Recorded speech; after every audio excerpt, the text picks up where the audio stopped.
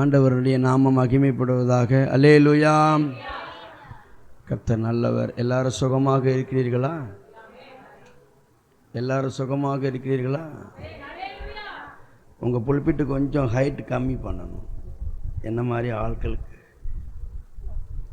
எல்லாரும் சுகமாக இருக்கிறீர்களா?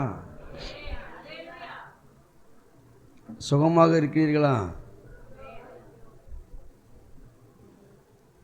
நான் சுகமாக இருக்கிறீர்களா என்று கேட்டால் நீங்கள் எல்லாரும் என்ன சொல்லணும்னா, கர்த்தருடைய கிருபையினால் சுகமாக இருக்கிறேன். அப்படி தானே? நம்ம நிற்பதும் நிர்மூலமாகாது இருப்பதும் ஆண்டோடைய சுத்த கிருபை. இந்த உலகத்தில் நம்ம உயிரோடு இருப்பது, உயிரோடு வாழ்வது ஆண்டோடைய சுத்த கிருபை. இப்போ நான் கேட்பேன், நீங்கள் அதை சொல்லணும். எப்படி சொல்லணும்? எப்படி சொல்லணும்? கர்த்தருடைய கிருபையினால் சுகம். அப்போ நீங்கள் என்னை பார்த்து கேட்கணும், நான் சொல்லணும் கர்த்தருடைய கிருபையினால் சுகமாக இருக்கு. Right, ready, start. 1 2 3. எல்லாரும் சுகமாக இருக்கிறீர்களா? ஆண்டவருடைய கிருபையினால் சுகமாக. எல்லா கரங்களை தட்டி கர்த்தரை மகிமைப்படுத்துவோம். ஹல்லேலூயா. உங்கள் பாஸ்டர் ரொம்ப நல்ல தேவனுடைய மனிதர், நல்ல ஆராதனை நல்லா நடத்தினார். ரொம்ப சந்தோஷமாக இருக்குது. போன தடவை நான் சென்னை வரும்போது ஒரு மிகப்பெரிய ஒரு சபையில் பிரசங்கம் பண்ண 2000 விசுவாசி இருப்பாங்க.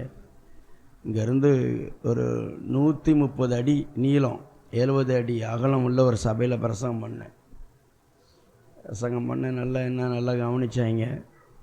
எனக்கு அதெல்லாம் விட இந்த மாதிரி கிராமங்களில் இப்படி போய் பிரசங்கம் பண்ண தான் ஆசை.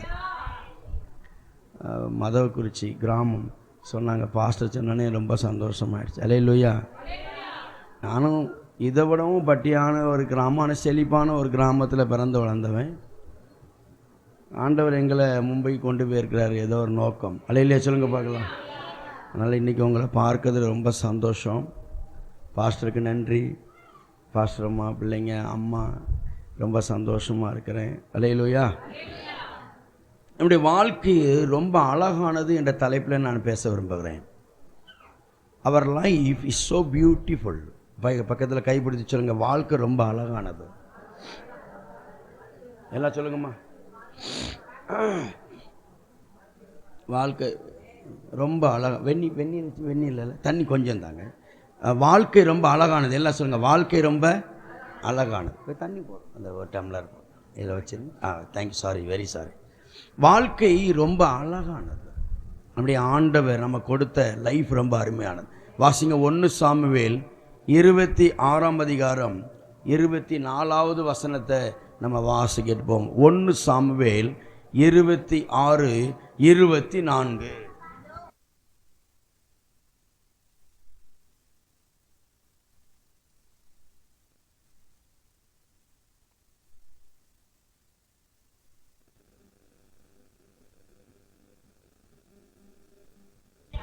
என் ஜீவன் உம்முடைய பார்வைக்கு அருமையானது, கர்த்தருடைய பார்வைக்கு அருமையாக இருப்பதாக. நம்முடைய வாழ்க்கை, ஜீவன் என்றால் life. Our life is so beautiful before God. தேவனுக்கு முன்பாக நம்ம வாழ்க்கை ரொம்ப அழகானது.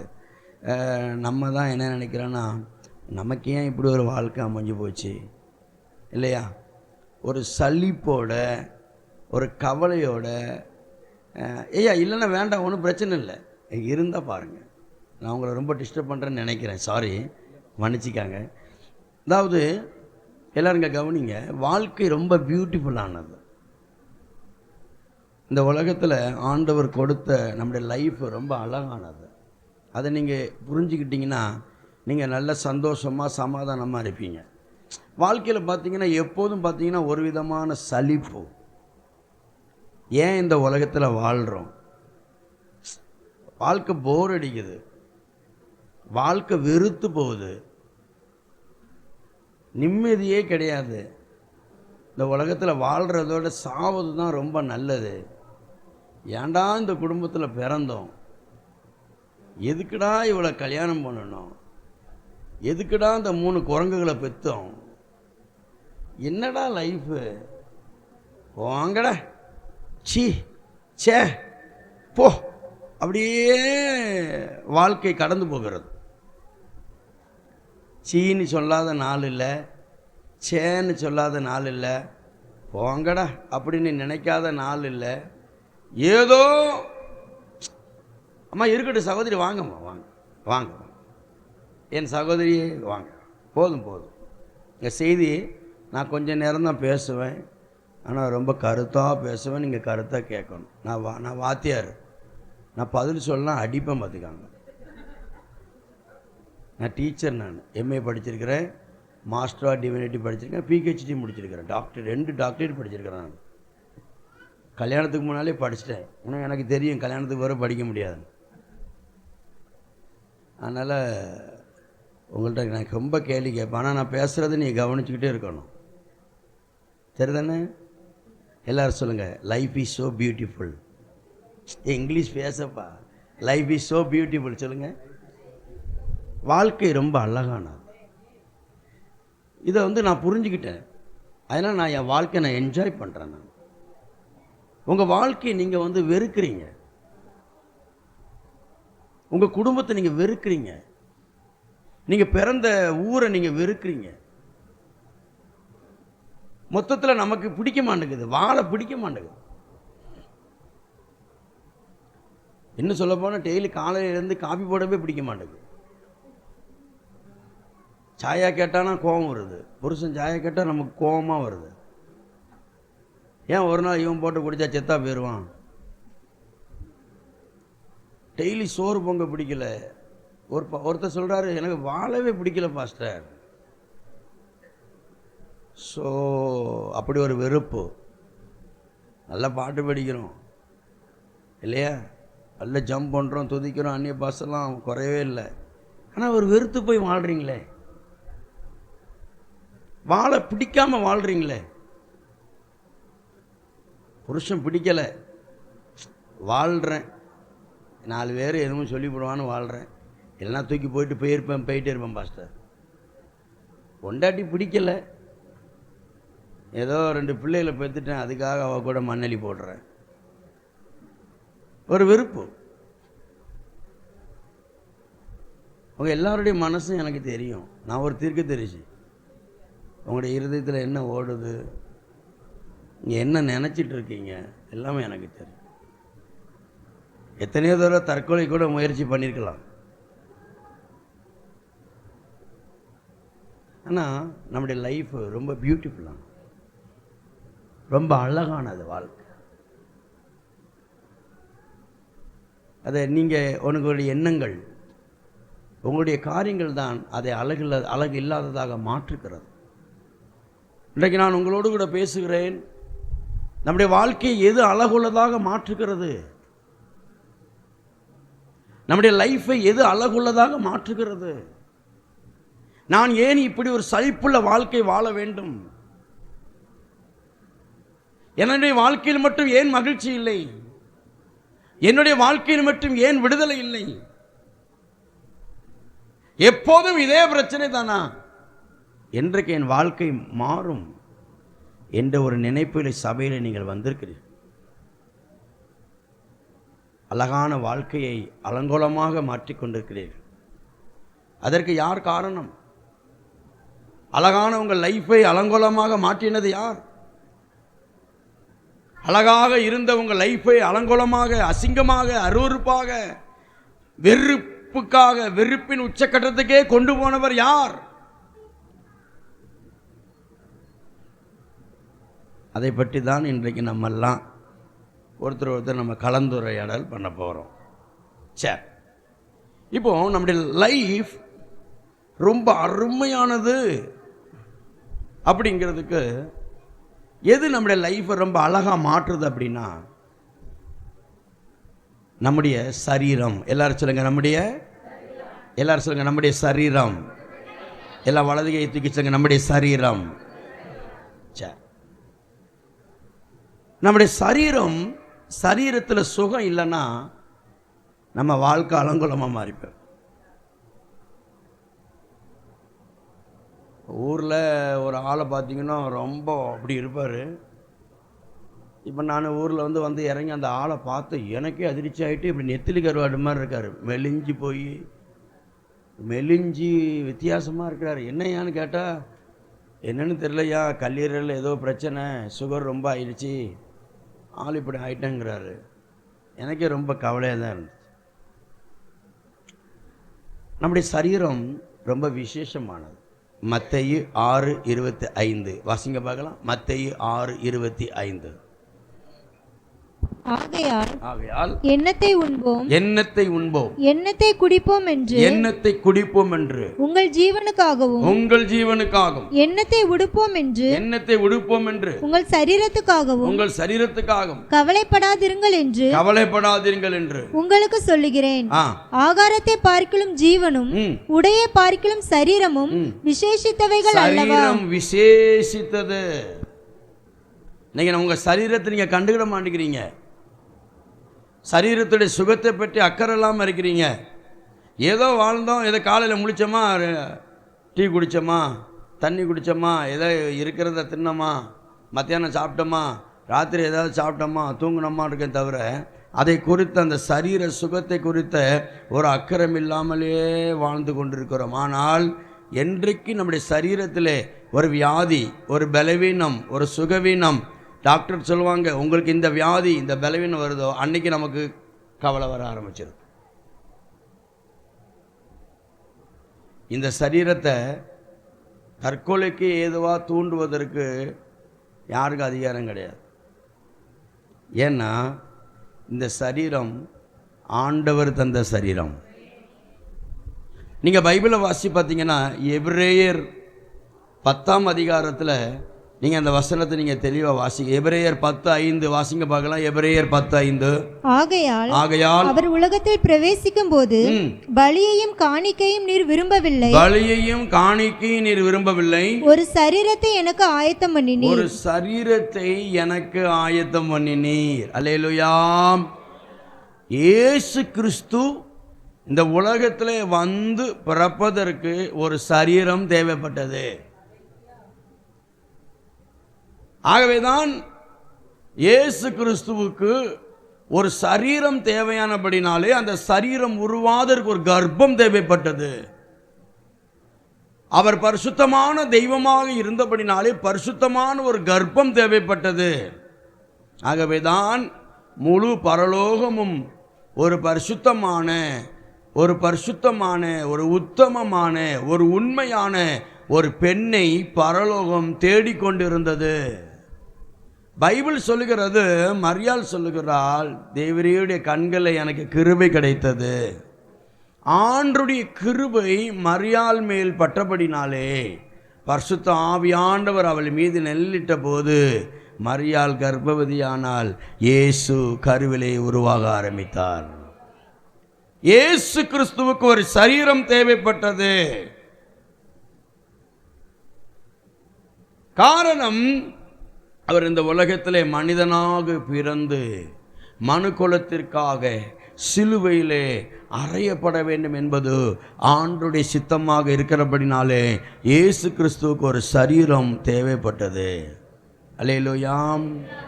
அப்படி என்று சொன்னால் உங்களுக்கும் எனக்கும் இந்த சரீரம் தேவைப்படுகிறது. நம்முடைய இச்சைகளை, நம்முடைய விருப்பங்களை நிறைவேற்றுவதற்கு இந்த சரீரம் கொடுக்கப்படவில்லை. மாறாக இந்த சரீரம் நமக்கு எதற்காக கொடுக்கப்பட்டது என்று சொன்னால் ஆண்டவருடைய சித்தத்தை நிறைவேற்றும்படிதான் இந்த சரீரம் நமக்கு கொடுக்கப்பட்டிருக்கிறது. நம்முடைய இச்சைகள், நம்முடைய விருப்பங்கள், அதை நிறைவேற்றுவதற்காக இந்த சரீரம் கொடுக்கப்படவில்லை. ஆக இந்த சரீரத்தில் ஏன் சுகவீனமாகுது, ஏன் பலவீனமாகுது, எதற்காக நம்முடைய சரீரத்தில் சோறு வருகிறது? இந்த சரீரத்தை நம்மை நாமே அழிப்பதற்கு நமக்கு தகுதி இருக்கிறதா? இல்லை. சாகருடைய சாவை நான் விரும்புவது இல்லை. தற்கொலை பண்ணி சாகிறவன் நரகத்திற்கு போவான். காரணம், இந்த சரீரம் அவனுக்கு சொந்தமானதல்ல, இந்த சரீரம் மனிதனுக்கு தேவனே கொடுத்தது. நம்முடைய சரீரம் ஆவி, ஆத்மா, சரீரம் என்று சொல்லப்பட்டிருக்கிறது. ஆவி உள்ளே இருக்கிறது, ஆவிக்கு மேலே ஆத்மா இருக்கிறது, ஆத்மாவுக்கு மேலே சரீரம் இருக்கிறது. இந்த சரீரம் அழிந்து போனால் ஆத்துமா மட்டும்தான் இருக்கும். ஆவி தன்னை தந்த தேவனிடத்திலே போய்விடும். இந்த ஆத்துமா நமக்கு சரீரத்திலே கண்கள் இருக்கிறது போல ஆத்மாவுக்கு கண்கள் இருக்கிறது. நமக்கு வாய் இருக்கிறது போல ஆத்மாவுக்கு ஆவி இருக்கிறது, இருதயம் இருக்கிறது. அதனால தான் உள்ளான மனிதன் என்று சொல்லுகிறோம். உள்ளான மனிதன் நீங்கள் பலப்பட வேண்டும் என்றால் என்ன அர்த்தம்? நீங்கள் ஆத்மாவிலே பலப்பட வேண்டும். அல்லேலூயா. அப்போ இந்த சரீரத்தில் ஆண்டவருடைய சித்தம் நிறைவேறுவதற்காக தேவன் நமக்கு நாட்களை குறித்து வைத்திருக்கிறார், நீடிய ஆயுளை குறித்து வைத்திருக்கிறார். கரங்களை தட்டி கத்திர மயப்படுத்துவோம். அல்லேலூயா. ஷபல்லர்ர கதுல்லர்ர மகல்லர்ரபா. இயேசுவின் நாமத்தினால இந்த சபைக்கு ஆவியானவரால் ஒரு தீர்க்க தரிசனம் சொல்லுகிறேன். இளவயதின் மரணங்கள் இந்த சபையில் நடக்காது. அல்லேமா கதுல்லர்ரபா. இளவயதின் மரணங்கள் இந்த சபையில் நடக்காது. குழந்தை மரணங்கள் இந்த சபையில் நடக்காது. கர்த்தர் உங்களுக்கு நீடிய ஆயுளை உங்களுக்கு தந்தருள்வாராக. சாப கட்டுகளை தேவன் முறைப்பாராக.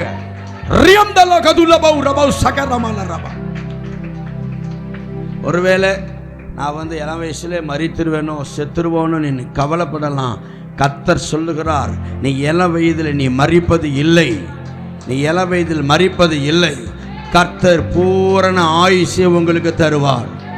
யாக்கோபு தன் கால்களை மடக்கி அவன் ஜீவித்து போனான். விருத்தாப்பிய காலத்திலே தன் கால்களை மடக்கி அவன் ஜீவித்து போனான் என்று வேதம் சொல்லுகிறபடி ஆண்டவர் இந்த சபைக்கு நீடிய ஆயுளை பரிசாக தருகிறார்.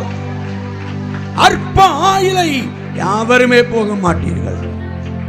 அல்லேலூயா. உங்களை பின்பற்றி ஒரு மரண ஆவி எப்போதுமே உங்களை ஃபாலோ பண்ணி வந்துக்கிட்டே இருக்கும். எப்போ உங்களை கொல்லலாம், எப்போ உங்களை அழிக்கலாம், ஒரு மரண ஆவி ஃபாலோ பண்ணிக்கிட்டே வரும். அல்லேலூயா. ஆனால் அந்த மரண ஆவி எப்பொழுது தோற்று போகிறது என்றால் பரிசுத்த ஆவினாலே அது தோற்று போகிறது. உங்களுக்குள் இருக்கிற அந்த பரிசுத்த ஆவினாலே அந்த மரண ஆவி தோற்று போகிறது. உங்களுக்குள் இருக்கிறவர் உலகத்தில் இருக்கிறவனை பார்க்கிலும் உங்களில் இருக்கிறவர் பெரியவர். அந்த மரண ஆவி அவர் வெற்றியடைய செய்வார், விலட்டுவார். அந்த மரண ஆவி விலகும். உங்களை சுத்திலும், உங்க குடும்பத்தை சுத்திலும், உங்க பிள்ளைகளை சுத்திலும் அந்த மரண ஆவி ஃபாலோ பண்ணிட்டே இருக்கும். எப்போ இவனை டச் பண்ணலாம், எப்போ இவனை தட்டி விடலாம், எப்போ இவன் வீட்டில் ஒப்பாரி வைக்கலாம், எப்போ இவன் வீட்டில் சவப்பட்டியை கொண்டு வரலாம், எப்போ கூலிங் பாக்ஸை கொண்டு வரலாம், ஆம்புலன்ஸை கொண்டு வரலாம். ஐசி வார்டில் எந்த விசுவாசியை அமர்வதில்லை. ஐசி வார்டில் எந்த விசுவாசி அமர்வதில்லை. ஒரு தேவ மனிதனாய், தேவனால் அழைக்கப்பட்ட ஒரு தீர்க்கதரிசியாய் நான் உங்களை ஆசீர்வதிக்கிறேன். கர்த்தர் உங்களை பாதுகாப்பார். கர்த்தர் உங்களை பாதுகாப்பார். தேவன் உங்களை பாதுகாப்பார். அல்லேலூயா. ஆண்டவருக்கு மகிமை உண்டாவதா. அமெரிக்காவில் ஒரு பாஸ்டர் இருந்தார்.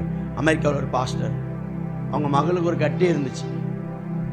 அப்போ அவங்க குடும்பமாக ஜெபம் பண்ணுவாங்க. கிட்டத்தட்ட 2-3 வருஷம் ஜெபம் பண்ணியிருக்காங்க, கட்டி போகவே இல்லை. ஒரு நாள் வைராக்கியமாக ஜெபம் பண்ணி ஆவில் நிறைஞ்சு அந்நிய பாஷை பேசி கர்த்தரை ஆராதித்து கொண்டது பொழுது திடீரென்று கட்டி மறைந்து விட்டதாம். அல்லேலூயா. உங்கள் சரீரத்தில் இருக்கிற கட்டிகள் மறையும். உன் கர்ப்பப்பையில் இருக்கிற பிரச்சனைகள் மாறும். உன் முட்டு பகுதியில், இருதயம் பகுதியில் வேதனைகளை கர்த்தர் மாற்றுவார். ஒரு போன வாரத்துக்கு முந்தின வாரம் எங்கள் சபையில் ஆராதனையில் நான் கர்த்தருடைய கிருபையினால் தேவதூதர்கள் இறங்கி வந்திருக்காங்க சபையில். நான் பார்த்துருக்கேன். நார்மலாக இப்படியே பார்த்துருக்கேன். தேவதூதர்கள் இறங்கி வந்திருக்காங்க. சேனையே இறங்கி வந்திருக்கிறத நான் பார்த்துருக்கேன். மேகம் இறங்கி வந்திருக்குது சபையில். மேகம், மகிமையின் மேகம்னு சொல்லுவாங்கள்ல, அப்படியே முடி இருக்கிறது. ஆராதனையில் அப்படி பவராக ஷெகினா மகிமை சால்வை இறங்கி வந்திருக்குது நான் பார்த்துருக்கேன். புறாக்கள் அப்படியே இறங்கி வரும்போது நான் பார்த்தேன். ஆராதனையில் இதெல்லாம் நடக்கும். ஆனால் போன வாரத்துக்கு முந்தின வரை எங்கள் சபையில் ஒரு ஆச்சரியம், ஒரு இருதயம் இறங்கி வருது. இருதயம், புது இருதயம் அப்படி இறங்கி வருது. கர்ப்பம், புது கர்ப்பம் அப்படி இறங்கி வருது. என்னடா எனக்கு ஒண்ணுமே புரியல. ஆவியானவர் சொன்னாரு, இந்த ஆராதனை நேரத்தில் என் ஜனங்கள் என்னை ஆராதித்து கொண்டிருக்கிற இந்த நேரத்தில் இருதய பலவீனப்பட்டவருடைய இருதயங்களை நான் மாற்றி புதிய இருதயத்தை நான் கொடுக்கிறேன், புதிய கர்ப்பத்தை கொடுக்கிறேன். கர்ப்பத்தில் உள்ள பலவீனம், கர்ப்பத்தில் உள்ள பிரச்சனைகள் மாறி புதிய கர்ப்பத்தை நான் கொடுக்கிறேன். ஆவியானவர் சொன்னார். ஒரு புதிய பலன் இறங்கினதை நான் பார்த்தேன். இயேசுவின் நாமத்தில் சொல்கிறேன் தம்பி, அம்மா, ஆண்டவர் உங்களுக்கு தேவன் புதிய இருதயத்தை தேவன் தருவார், புதிய கர்ப்பத்தை தருவார், புதிய பலனை தருவார். அவர்தான் நம்மை உருவாக்கினவர், அவர்தான் நம்மை உருவாக்கினவர், அவர்தான் நம்மை சிருஷ்டித்தவர். அல்லேலூயா. ஆண்டவர் ரொம்ப நல்லவர், ஆண்டவர் ரொம்ப நல்லவர். நீங்க அவருடைய பிள்ளைங்க. ஸோ நம்முடைய சரீரத்துடைய சுகம் ரொம்ப முக்கியமானது. ரோமர் 8ஆம் அதிகாரம் 11வது வசனத்தை வாசிக்க கேட்போம். ரோமர் 8:11. அன்றியும் இயேசுவை மரித்தோரிலிருந்து எழுப்பினவருடைய ஆவி உங்களில் வாசமாயிருந்தார். கிறிஸ்துவை மரித்தோரிலிருந்து எழுப்பினவர் உங்களில் வாசமாயிருக்கிற தம்முடைய ஆவியினாலே சாவுக்கு ஏதுவான உங்கள் சரீரங்களை, இதுதான் ரொம்ப முக்கியம், சாவுக்கு ஏதுவான உங்கள் சரீரங்களை உயிர்ப்பிப்பார். கரங்களை தட்டி கர்த்தரை மகிமைப்படுத்தும். அல்லேலூயா. சாவுக்கு ஏதுவான உங்கள் சரீரங்களை அவர் உயிர்ப்பிப்பார். அல்லேலூயா. இது சாவுக்கு ஏதுவான சரீரம். என்னைக்குனாலும் மண்ணுக்கு தான் போகுது அப்படின்னு நம்ம விட்டுறக்கூடாது. அல்லேலூயா சொல்லுங்க. நான் எங்களுடைய திருச்சபையில் மக்களுடைய நீடி ஆயுளுக்காக உபவாசம் இருந்து நாங்கள் ஜெபிக்கிறோம். நான் ஊழியம் செய்கிற மும்பையில், நான் ஊழியம் செய்கிற ஏரியாவில் எங்கள் சர்ச்சு ரயில்வே ஸ்டேஷனுக்கு பக்கத்தில் சர்ச்சு. ஒரு நாளைக்கு 6லேருந்து 8 பேர் டெய்லி சாவோம். 6லேருந்து 8 பேர் டெய்லி சாவோம். அந்த ட்ராக்கில் விழுந்தோ தற்கொலை பண்ணவோ அப்படி சாவோம். ஒரு நாள் ஆராதனை நடந்துட்டு இருக்குது. எங்கள் சபையில் நான் இலை சாப்பாடு ரொம்ப போடுவேன். நல்ல ஜனங்கள் சாப்பிடுவேன் இலை சாப்பாடு. சர்ச்சை ஆராதனை முடியுது. சாப்பாடு வந்துருச்சு, காரில் சாப்பாடெலாம் வந்துருச்சு, எல்லாம் பந்தி பலமாற வேலை நடக்கும்போது ஆண்டவர் சொல்கிறாரு, ஏண்ட நீ ரயில்வே ஸ்டேஷனுக்கு போ அப்படிங்கிறார். ரயில்வே ஸ்டேஷன் பக்கம் தான் சர்ச்சு, பிரிட்ஜு ஏறி இறங்கணும். நீ ரயில்வே ஸ்டேஷனுக்கு போங்கிறாரு ஆவியானவர். தத்ரூபமாக கேட்குது, நீ போ அப்படிங்கிறார். நான் கொஞ்சம் 2-3 நிமிஷம் காலம் தாழ்த்துதேன். ஏன்னா இலை எடுத்து அங்கே வைடே, தண்ணி எடுத்து இங்கே வைங்க, எல்லாம் பண்ணுங்க. லீடர்ஸ் இருக்காங்க சர்ச்சில், நல்ல லீடர், உங்களை மாதிரி தான் நல்ல லீடர்ஸ் இருக்கு. அவங்க வேலையை கரெக்டாக செய்வாங்க. அல்ல அப்போது எல்லாம் டேபிள்லாம் போட்டு சாப்பாடுலாம். ஆவியான என்ன சொல்கிறாரு, நீ இங்கே நிற்காத, ரயில்வே ஸ்டேஷனுக்கு போ, ரயில்வே ஸ்டேஷனுக்கு போங்கிறார். ஒரு குறிப்பிட்ட லெவலும் போது ஆவியானவர் என்னை தள்ளுறாரு, என்ன புஷ் பண்ணுறாரு. நீங்கள் ஆண்டவர் கூட நடந்தால் இந்த அனுபவமெல்லாம் உங்களுக்கு கிடைக்கும். உங்கள் கூட பேசுவார் தம்பி, அவர் ரொம்ப ஜெனியூனான பேசுவார். ஆண்டவர் உங்கள்கிட்ட பேசுவார். ஒரு பாஸ்டர் சொல்லுதாரு, நான் 40 வருஷம் ஊழிஞ்சேறேன், என்கிட்ட ஆண்டவர் பேசவில்லை. நான் சொன்னேன், நீ போய் எருவமாடி மேயின்ட்டு. 40 வருஷம் ஊழிஞ்செஞ்சும் கடவுள் அவங்க கூட பேசலாம், நீ எதுக்கு ஊழிஞ்சேரா? தெரியாமல் பேசிட்டேனோ? உண்மைதான் பேச்சு. என்னை புஷ் பண்ணுறாரு ஆண்டவர், என்னை புஷ் பண்ணுறார். நான் போகிறேன், சரி ஏம்மா என் மனைவி கூப்பிட்டுங்க வா, நான் ரயில்வே ஸ்டேஷன். இப்போ எதுக்கு ரயில்வே ஸ்டேஷன் போறிய? போகிறேம்மா. நான் ஒன்றுமே சொல்லலாம். போயிட்டு இங்கே எல்லாம் சாப்பாடு நடந்துட்டு போனால் ஆவியானவர் சொல்கிறாரு, ஒருத்தி மஞ்சள் கலர் சுடிதார் போட்டிருக்காள்ல, ஆமாம், அவள் தான் கையில் 3 பிள்ளைகளை பிடிச்சி வச்சுருக்கா பாரு. ஆமாம், ஒரு ட்ரெயின் இந்த வருது பாரு, இந்த ட்ரெயினில் அவள் விழுந்து சாவப்போறா, போய் அவளை காப்பாற்றுங்கிறார். அப்பா ஓடுனேன், ட்ரெயின் வருது ஓடுறேன், ட்ரெயின் வருது ஓடுதேன், போய் ட்ரெயின் வருது கையை பிடிச்சி எழுத்துட்டேன். நான் சடக்குன்னு எழுத்துட்டேன் கையை பிடிச்சி. அவன் என்ன விடுங்க, என்ன விடுங்க, நான் சாவ போறேன், நான் சாவ போறேங்க. ஏமா நீ தமிழான்னு கேட்டேன். ஆமா, எந்த ஊர் உனக்கு? களக்காடு மாவடி. அப்படின்னா தூக்கி வரி போயிடுச்சு.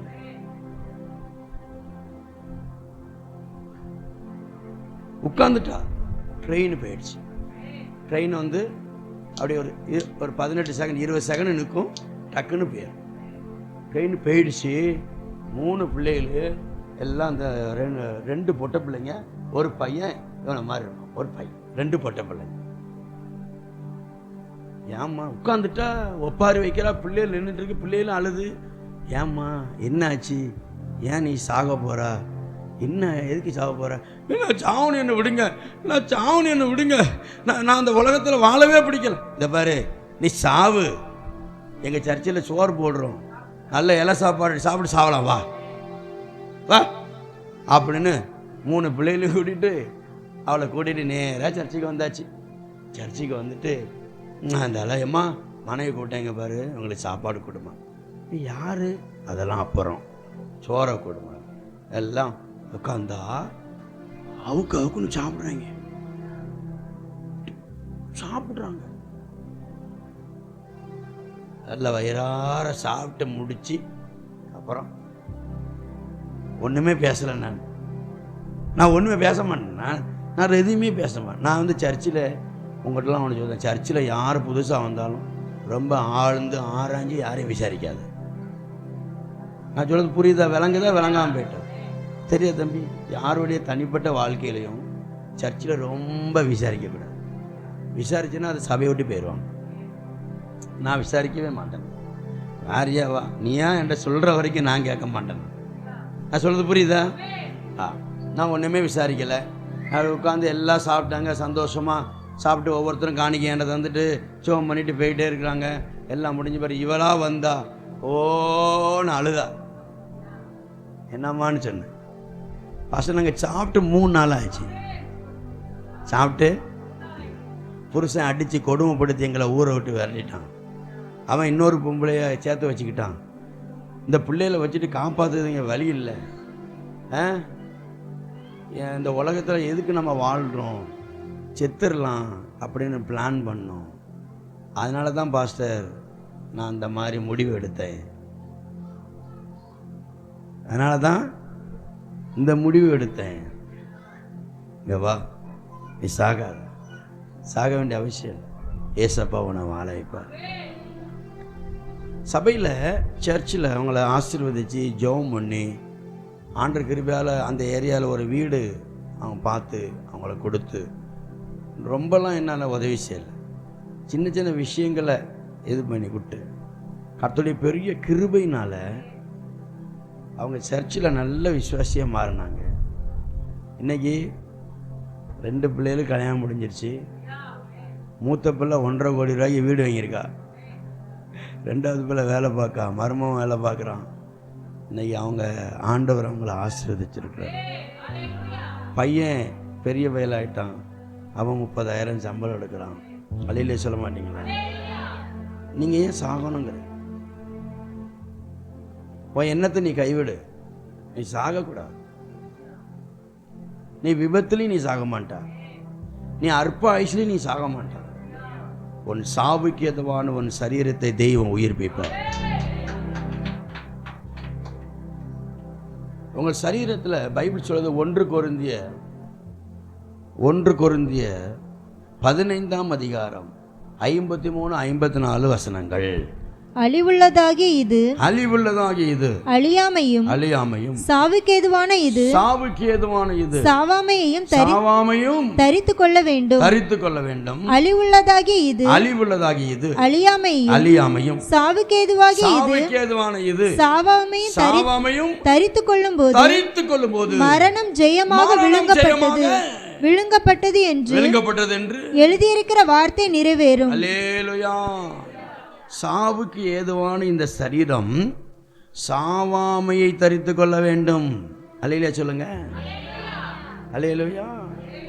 மற்றவனுக்கெல்லாம் சாவு உண்டு, ஆனால் நமக்கு சாவு இல்லை. நமக்கு சாவாமை என்று தரித்து கொள்ள வேண்டும். அல்லேலூயா. நம்ம சாவாமை தரித்து கொண்டிருக்கிறோம். ஆண்டவருக்கு மகிமை உண்டாவதா. எல்லாரும் சொல்லுவாங்க, நிர்வாணி சாகும்போது, விசுவாசிகள் சாகும்போதோ சொல்லுவாங்க பிரசங்கியார், நிர்வாணமா இந்த உலகத்தில் வந்தோம், நிர்வாணமாய ஏவன் சொன்னான்? பைபிள் அப்படி எழுதியிருக்கா? பைபிள் அப்படி எழுதியிருக்கா? நிர்வாணமாய் வந்த நிர்வாணம், அது யோபு சொன்னார், அப்படி தானே? அது பழைய ஏற்பாட்டு காலம். ஆனால் இப்பொழுது நிர்வாணியாக இந்த உலகத்திலே பிறந்தாலும், பிரைஸ் தி லார்ட், நமக்கு அம்மா கர்ப்பத்தில் எவன் ஜட்டி பனின்னு போட்டு விடுதேன், நிர்வாணியாய் பிறந்தாலும் சாகும்போது மகிமையாய் நாம் சாகுறோம். மகிமை மகிமை அல்லையில சொல்லுங்க. ஒரு மகிமை நம்மளை சுற்றி இருக்குங்க. ஒரு விசுவாசியுடைய மரணம் ரொம்ப ஆச்சரியமானது. யாருமே யாருமே யாருமே கண்டுக்கிட மாட்டாங்க. ஆள் சாக போகுதுன்னு சொல்லிடுவாங்க, கதவெல்லாம் அடைச்சிடுவாங்க, ஐசியூலையோ வீட்டிலையோ. எல்லாரும் இல்லாத நேரத்தில் தான் ஆண்டவர் தம்முடைய தூதர்களை அனுப்புவார். அந்த அறை பிரகாசிக்கும். தேவன் பரலோகத்திலே சிங்காசனத்தில் இழந்து நிற்பார். தூதர்கள் இறங்குவார்கள். அந்த ஆத்மாவை அப்படியே பரிசுத்தப்படுத்தி அப்படியே எடுப்பார்கள். தங்கள் கரங்களில் எடுத்த அந்த ஆத்மாவை அப்படியே பரலோகம் கொண்டு போய் இயேசு கிறிஸ்துவினிடத்தில் சமர்ப்பணம் செய்வார். இதுதான் மரணம். இதில் பயப்படுறதுக்கு என்ன இருக்கு? இதில் ஆச்சரியப்படுறதுக்கு என்ன இருக்கு? அல்லையிலே சொல்லுங்க பார்க்கலாம். அந்த நேரம்தான் கர்த்தரை நீங்களும் ஒருவர் சந்திக்கிற நேரம். பிரச்சனை அப்படி இருக்கும். ஒரு விசுவாசி சாவுக்கும் அவிசுவாசி சாவுக்கும் வித்தியாசம் இருக்கு. ஒருத்தன் பரலோகம் போறான்னா அவன் முகம் அடக்கம் பண்ணும்போது பாருங்க பிரகாசமாக இருக்கும். நரகத்துக்கு போனான்னா இஞ்சி தின்ன குரங்க மாதிரியே இருப்பான். விகாரமாக இருக்கும். பார்த்துக்கலாம், இவன் நரகத்துக்கு போயிட்டான். நாங்கள் நடிப்போம், இந்த ஆத்மாவை கர்த்தர் பரலோகத்துக்கு எடுத்துக்கொண்டார், அல்லேலூயா. நாங்கள் நடிப்போம். நாங்கள் நடித்தா தான் நம்ம உனக்கு புதைக்க முடியும். நாங்கள் ஆக்ஷன் பண்ணுவோம். ஆனால் நீ நரகத்துக்கு போறியா பரலோகத்துக்கு போறியான்னு எங்களுக்கு தெரியும். அல்லேலூயா சொல்லுங்க. சபையில் ஸ்நானம் எடுத்து பரிசுத்த அபிஷேகம் பெற்று சபையில் கர்த்தருடைய பந்தி எடுத்து சாட்சியாக ஜீவிக்கிற நீங்கள் உங்கள் நீடி ஆயிலே மறிக்கின்ற பொழுது கர்த்தர் உங்களை பரலோகத்துக்கு கொண்டு போவார். இந்த சபையில் யாரும் நரகத்துக்கு போகக்கூடாது. நரகம் விளையாட்டு கிடையாது, புரியுதா? ஆனால் நரகத்துக்கு போகிறதுக்கான வாய்ப்புகள் நிறைய இருக்குது. தமிழ்நாட்டில் ரொம்ப கொடுமை நடக்குது. அன்றைக்கி பார்க்குறேன், கணவன் மனைவி ஒருவர் குத்தி கொண்டு கொலை பண்ணியிருக்காங்க, தற்கொலை பண்ணியிருக்காங்க. இவங்க அவங்கள குத்திருக்காங்க, அவங்க இவங்களை குத்திருக்காங்க. ஒருத்தன் 3 பிள்ளைகளை பெட்ரோல் ஊற்றி கொலை பண்ணிவிட்டு அவன் தற்கொலை பண்ணி சேர்த்துருக்கான். இயேசுவின் நாமத்தை சொல்கிறேன், இந்த சபை இங்கே இருக்கிறது நிமித்தம் சுற்றுப்பட்டு கிராமங்களில் தற்கொலையே நடக்கக்கூடாது. அதுக்கு நீங்கள் ஜெபம் பண்ணணும். ஒரு ஆள் தற்கொலை பண்ணி செத்துட்டுன்னா உங்கள் ஊரில் நீ தான் பொறுப்பு. ஆண்டவர் வாண்ட தான் காண கேட்பார். ஏன்னா தேவன் நம்ம இடத்துல சொல்லாமல் எதுவுமே அங்கே நடக்காது. நமக்கு தெரியும், ஒரு ஆளை சந்திக்க போகிறோம் அப்படின்னா நம்மகிட்ட ஆண்டவர் முன்னமே சொல்லிடுவார். ஒரு ஆளை சந்திக்க போகிறோன்னா கத்த சொல்லிடுவார். ஒரு ஆளுக்கு ஒரு ஆபத்துன்னா கத்த சொல்லிடுவார். அல்லேலூயா. ஒரு நாள் ஒரு விசுவாசிக்கு 2 மணிக்கு ராத்திரி ஃபோன் பண்ணேன். என்னடே சண்டை போட்டு முடிச்சிட்டியான்னு கேட்டேன். பாஸ்டர் உங்களுக்கு எப்படி தெரியும்? எனக்கு தெரியும்டா, ஏன்னா என் ஆவி உன்னோட கனெக்டாக இருக்குது. ஏன்டா சண்டை போடுறத? பாஸ்டர் ஐயா, 1000 நல்ல பாம்பு கூட படுத்துருவேன், இவா கூட என்னால் வாழவே முடியாதுங்கிறான். அவ்வளவு பிரச்சனை, அவ்வளவு கொடுமை. Price the Lord. ஒருத்தருக்கு ஒருத்தர் சரீரத்தை அடிக்கக்கூடாது. கணவன் மனைவியின் சரீரத்தை அடிக்கக்கூடாது. மனைவி கணவன் சரீரத்தை அடிக்கக்கூடாது. அல்லேலூயா. ஒரு நாள் ஒரு விசுவாசி ஃபோன் பண்ணார். என்னன்னு கேட்க போயிருந்தோம். பார்த்தா அந்த ஆள் சட்டையை கலத்தி காட்டுறாரு. முதுகு ஃபுல்லாக பரண்டி இருக்கு. முதுகு ஃபுல்லாக பரண்டி இருக்கு. ஒரு முள்ளு கரண்டியை வச்சு முதுகில் கிழிச்சிருக்கிறா. பரண்டியா கடிச்சு கையெல்லாம் கடிச்சு வச்சிருக்கிறா. விசுவாசி சரீரத்தை குடும்பப்படுத்துறது அது ஒரு அசுத்த ஆவி. உன் வீட்டில் சமாதானம் இருக்கணும். கணவன் மனைவி சண்டை போட்டு அடிச்சு கட்டிச்சு, என்ன பாஸ்டர் ரொம்ப அடிச்சு விட்டனே, இனியும் அடிக்கலாம்லாம் இருந்தேன், இருக்காத. ஒருத்தர் சரீரத்தை ஒருத்தர் வன்முறைப்படுத்துவதற்கு அதிகாரம் கிடையாது. அல்லேலூயா சொல்லுங்க. உங்கள் சரீரம் ரொம்ப விசேஷமானது. உன் சரீரத்தை இன்றைக்கு கர்த்தர் சுகமாக்குகிறார். உங்கள் சரீரம் நன்றாக இருந்தால் உங்கள் வாழ்க்கை ரொம்ப அழகாக இருக்கும். என்றைக்கு உங்கள் சரீரத்தில் ஒரு வியாதி ஒரு பலவீனம் வருகிறதோ அன்றைக்கு உங்கள் மரியாதை போய்விடும், உங்கள் மதிப்பு போய்விடும். என்னதான் நீ கோடி கோடியாக சொத்து வச்சுருந்தாலும் சரி, கேன்சர்னு ஒன்று வந்துட்டா தள்ளி வச்சுருவாங்க. என்ன தான் கோடி கோடியாக சொத்து வச்சுருந்தாலும் சரி, டிபின்னு ஒரு வியாதி உனக்குள்ளே வந்துட்டுனா அவன் சொந்த பிள்ளையே பேரனை தூக்காதுன்னு சொல்லும். அப்படிலாம் சொல்லியிருக்காங்க. எங்கள் சபையில் சொல்லியிருக்கலாம். இங்கே கோபாலசமுத்திரப்பன்னு ஒரு ஊர் இருக்குது. அங்கே வந்து பார்த்திங்கன்னா எங்கள் சபை விசுவாசி ஒருத்தர் இறந்து போனார். அவங்களுடைய மகளுக்கு வந்து டிபி வந்துருச்சு. டிபி வியாதி. அப்போது இன்னொரு 10-15 நாளில் அது செத்துரும், மறிச்சிரும்னு சொல்லிட்டாங்க. நானும் போயிருக்கிறேன், மும்பையிலேருந்து வந்திருக்கிறேன். பார்த்தா அந்த பிள்ளைய அடைச்சி வச்சுருக்காங்க, கதவை அடைச்சி வச்சுருக்காங்க. அப்போ அந்த பிள்ளை எங்கேன்னு கேட்குறேன்.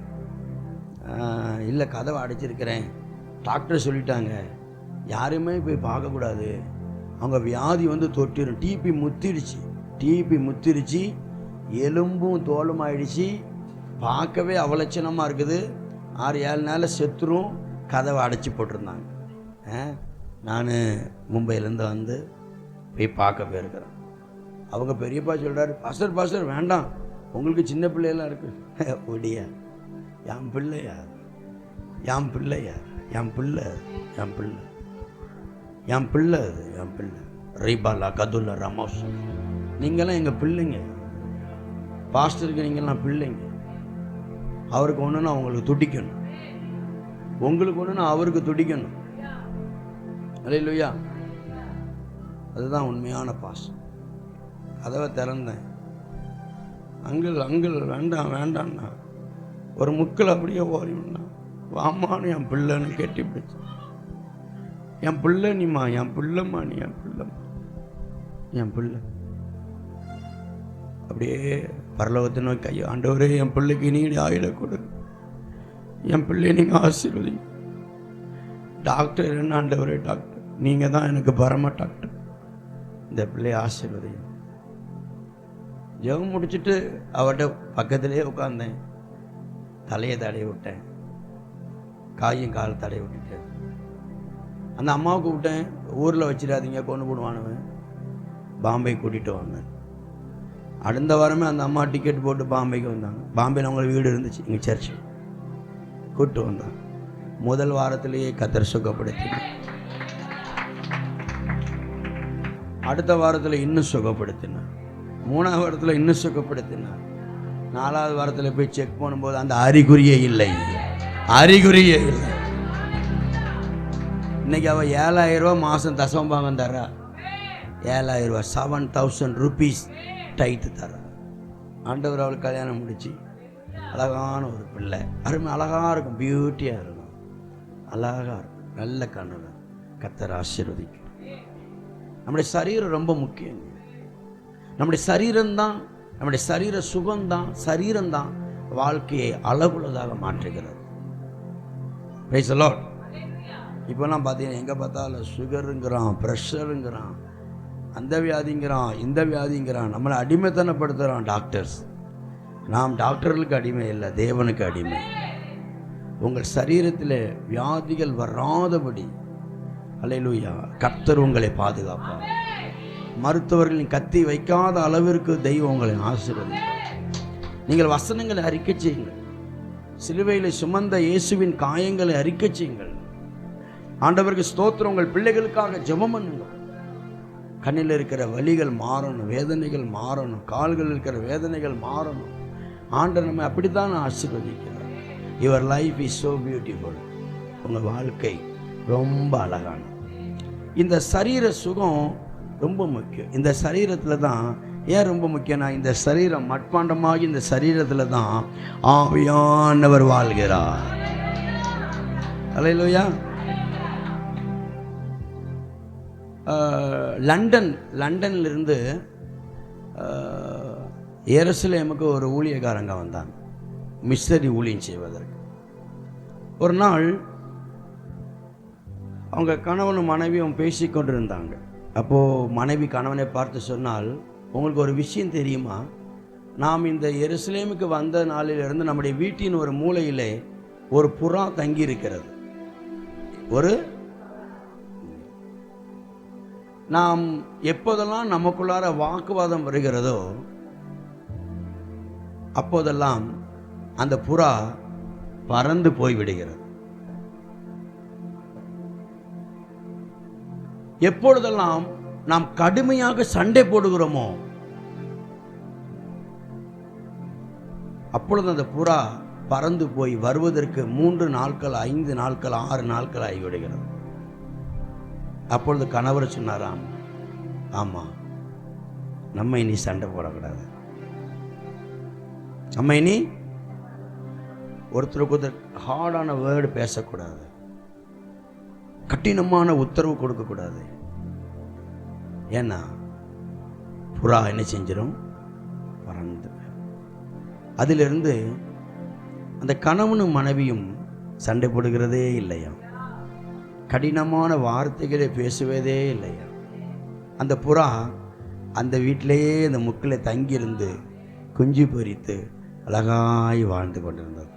நான் உங்களுக்கு ஒன்று சொல்லுகிறேன், தேவன் தந்த இந்த சரீரத்திலே ஆவியானவர் வாசம் பண்ண வேண்டுமானால், ஆண்டவர் தேவன் ஆயத்தம் பண்ணி கொடுத்த இந்த சரீரத்திலே பரிசுத்த ஆவியான நமக்குள்ளே நிரந்தரமாக வாசம் பண்ண வேண்டுமானால், சகல முறுமுறுப்பும், கடினமான பேச்சும், சண்டையும், கெட்ட வார்த்தைகளும், மாம்சத்தின் கிரியைகளும் நம்மை விட்டு அகன்று போக வேண்டும். அப்பொழுதுதான் ஆவியானவர் நம்மில் வாசம் பண்ணுவார். ஆவியானவர் வாசம் பண்ணும்போது ஆவியானுடைய கிரியைகள் சபையில நடக்கும். இல்லையா, சொல்ல மாட்டீங்களா? ஒரு தீர்மானம் பண்ணுங்க, சரீரம் உங்களுடையதல்ல. Price the Lord. யாரையும் சாபம் போடாதீங்க, யாரையும் சபிக்காதீங்க.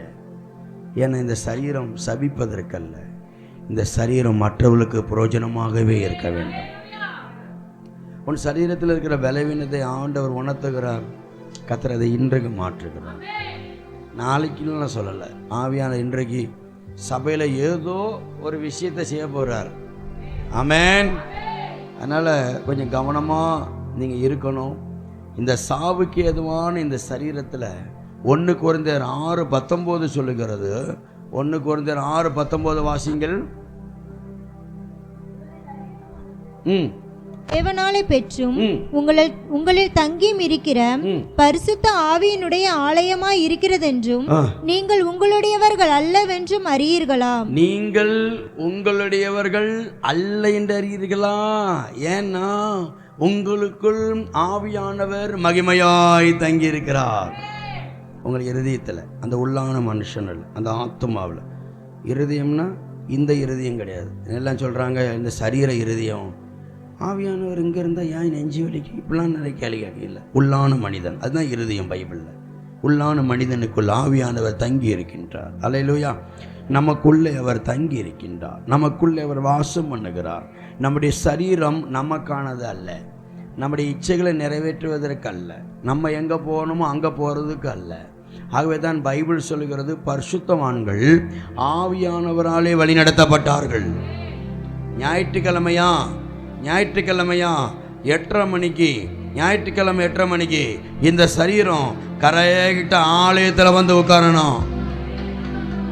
நம்ம சொந்த வேலை, சொந்தக்காரன் வேலை, அந்த ஃபங்க்ஷன் இந்த ஃபங்க்ஷன், அப்படியே வீட்டில் படுத்து கிடக்கிறது, டிவி பார்க்குறதுலாம் இந்த சரீரத்துக்கு வேலை இல்லை.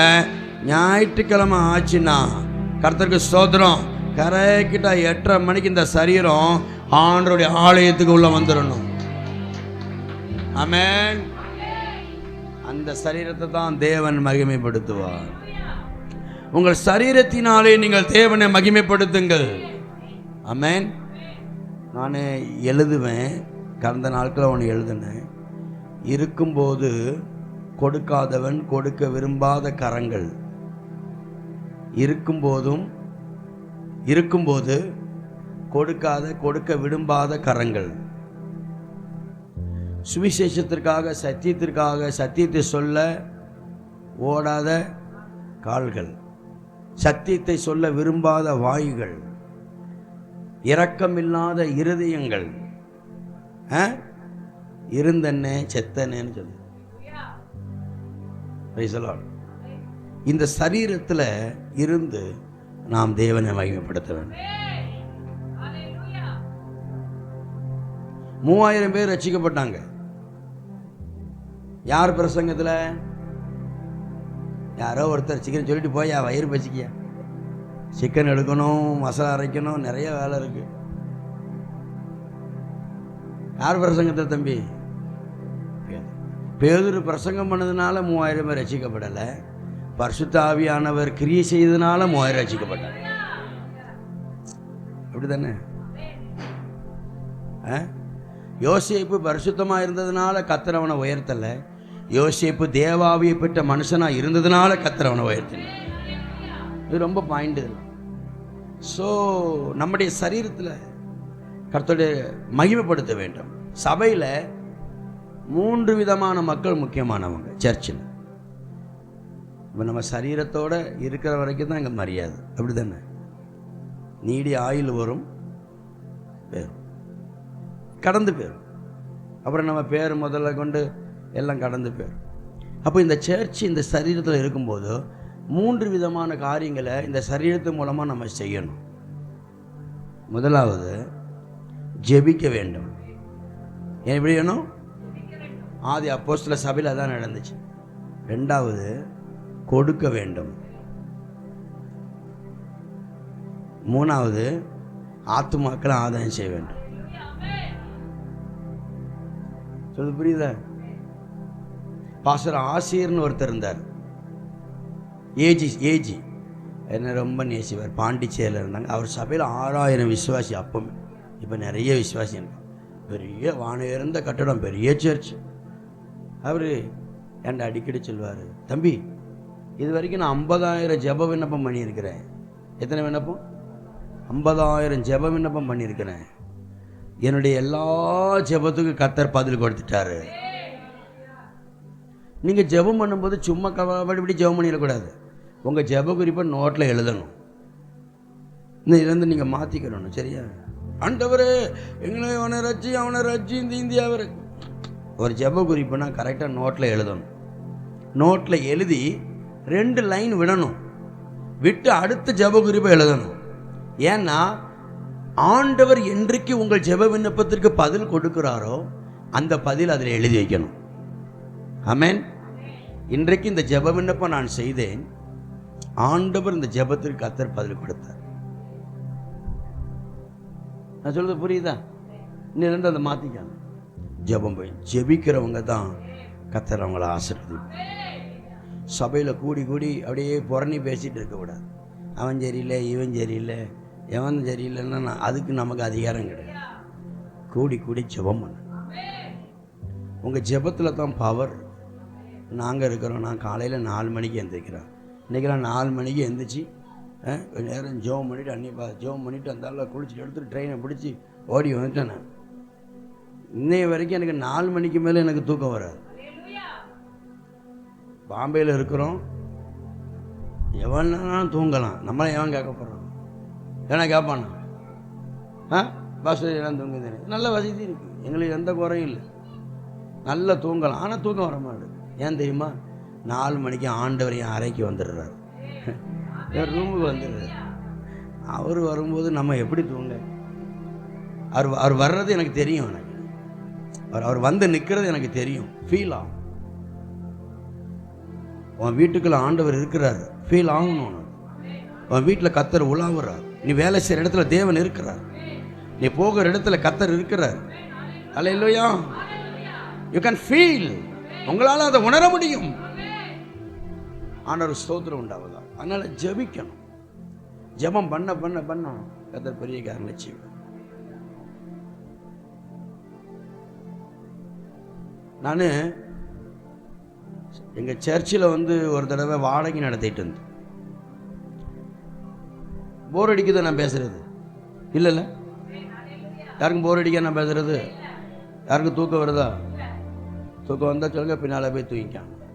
நான் எங்கள் சர்ச்சில் அப்படி தான் சொல்லுவேன், ஃப்ரீயாக விடுவேன். தூக்கம் வந்தால் தூங்கு, போகிற இருந்தால் போ, இருக்க இருந்தால் இரு, முடிஞ்சால் காணிக்க போடு.